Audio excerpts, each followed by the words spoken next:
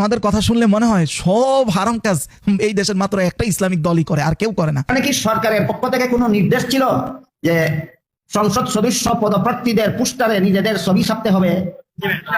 সরকারের পক্ষ থেকে কোনো নির্দেশ ছিল না। কাজেই এই ছবি যারা ছেপেছে এরা কি ঠেকা বেশত না বিলাসিতা? এবার বলেন, বিলাসিতার ছবি হালাল না হারাম? তোমরা যারা ইসলামী শাসন ব্যবস্থা দেশে চালু করার দাবিতে নির্বাচনে দাঁড়াইছো, আর নির্বাচনী পোস্টারের মধ্যে হারাম ছবি ছাপাইছো, তুমি দি লঙ্কা যাওয়ার আগের ওই রাক্ষস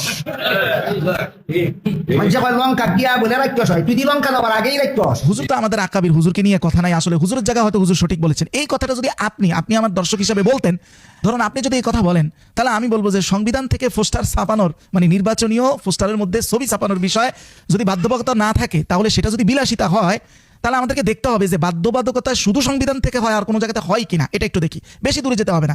2024 সালের যে গণঅভ্যুত্থান হয়েছে, সেখানে তো জায়গায় জায়গায় নির্যাতিত ছাত্রছাত্রীদের বিভিন্ন ফেস্টুন ছবি ছিল। এমনকি বিশেষত আবু সাইদের যে হাত সম্প্রসারণের যে একটা ছবি, এটা জায়গায় জায়গায় অঙ্কন করা হয়েছে, জায়গায় জায়গায় চিত্র অঙ্কায়িত করা হয়েছে। এটা তো কোনো সংবিধান কর্তৃক ছিল, এটা তো সংবিধানের বিরুদ্ধে ছিল, বরং তৎকালীন শাসনের বিরুদ্ধে ছিল। এখন ওই সময়ের যে পট পরিবর্তনটা হয়েছে, এটাকে আপনি চান নাই? তখন এই ফতোয়াটা কোথায় ছিল? নাকি আমাদের ওই যে আরেক মাথার তাজ, উনি তো 200 বছর ক্ষমতায় চেয়েছেন, হাসিনা, কে আল্লাহ জানে আমাদের কে আবার এরকম চায়। এখন আপনি বলতে পারেন যে হুজুর এটার সাথে এটাকে মিলান কেন? আমি শুধু দেখার চেষ্টা করলাম সংবিধান ছাড়াও আরো অনেক দিক বিবেচনায় বাধ্যবাধকতা হতে পারে কিনা। তাহলে নির্বাচনে যারা পোস্টার ছাপিয়েছে এবং তাদের ছবি ছাপিয়েছে, তাদের বাধ্যবাধকতাটা কি? এক নম্বর হলো, গণতান্ত্রিক প্রক্রিয়ায় একজন মানুষ নির্বাচিত হয় বেশিরভাগ ক্ষেত্রে যোগ্যতার ভিত্তিতে না। কিসের ভিত্তিতে?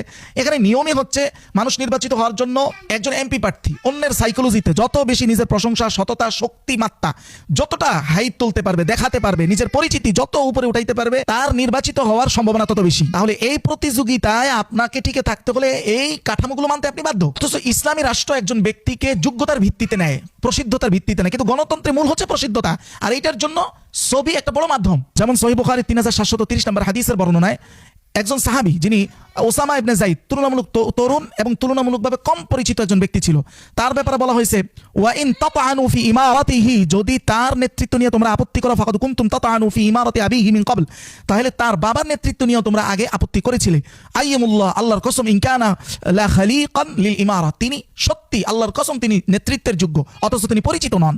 তা আমি যদি বিরোধিতা করি, তাহলে পুরো গণতান্ত্রিক প্রক্রিয়ায় ইসলামী নির্বাচন যেটা হয় এটার বিরোধিতা করতে হবে। শুধু একজনের পোস্টার ছাপানোর বিরোধিতা তো আমার জন্য উপযুক্ত না। এখন ওইটার বিরোধিতা আমরা কেন করি না? কারণ ওইটার বিরোধিতা করি না এই জন্য যে গণতান্ত্রিক প্রক্রিয়ায় আপাতত নির্বাচন করার যে বাধ্যবাধকতা, ওইটার মধ্যে তো আমরা সবাই শরিক আছি। ওইটার বিরোধিতা করলে, গোড়ার বিরোধিতা করলে, ওইটা তো আমাদের হাফিজি হুজুরের বিরোধিতাও করা হয়ে যাবে। এই জন্য বিরোধিতা করি আমরা এমন কিছু বিষয়কে সামনে এনে যে কাঁদাটা যেন নির্দিষ্ট দল ও ব্যক্তির উপরে ফেলানো যায়, ওইটা যেন আমার শরীরে না আসে।